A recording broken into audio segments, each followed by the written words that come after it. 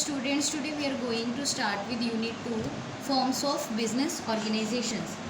The forms of business organization are related with ownership, and ownership is a legal concept which determines the authority and responsibility of the owners. The authority and responsibility of the owners keep on changing along with the changing forms of ownership. Today we are going to start with first form of business organization, that is sole proprietorship. Sole means single and proprietorship means ownership. That means the business which has the single ownership. There is a single person who is managing the business, who is running the business.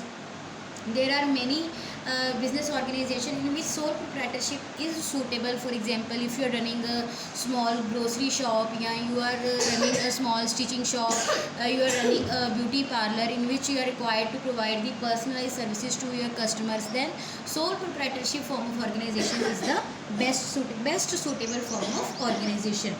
And proprietorship is the oldest form of business organization.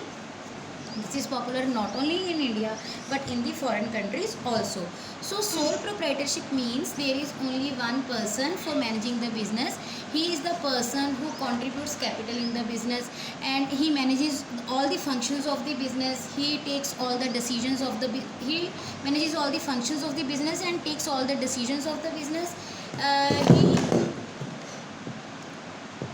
He is the recipient of all the profits, and he is responsible for bearing all the risk of the business.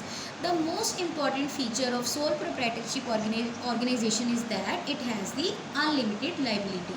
Unlimited liability means if any situation arises in which we have to close down the business, we have to wind up the business, and the assets of the business are not sufficient enough to pay off the debts of the business, then in that case the personal assets of the owner can be utilized for paying off the debts of the business. It happens because from the legal point of view there is no difference between the owner and the business. That means the business and the businessman are one and the same thing. So because of this reason, there is no separate law for governing the sole proprietorship form of organization, therefore the personal assets of the businessman can be utilized for paying off the debts of the business.